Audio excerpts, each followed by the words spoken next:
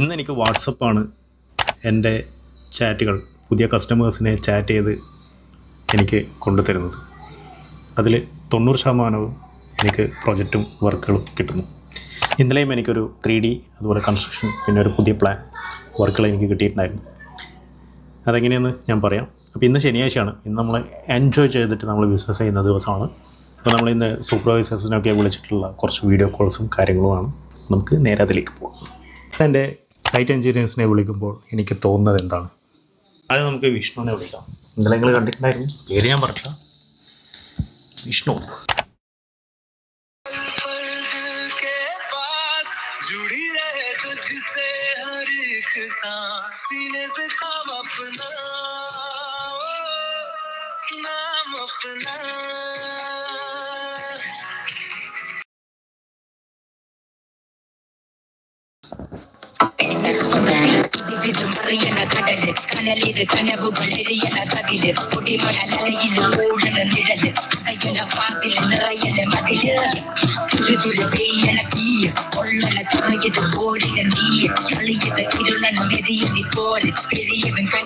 Your call has been forwarded to voicemail.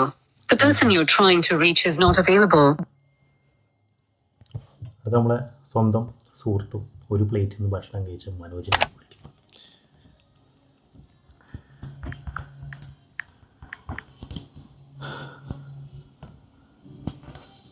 Social media പരസ്യത്തിൽ നിന്നോ അജ്ഞാത ഗ്രൂപ്പുകളിൽ നിന്നോ നമുക്ക് നേരെ ഓഫീസിലേക്ക് പോകാം.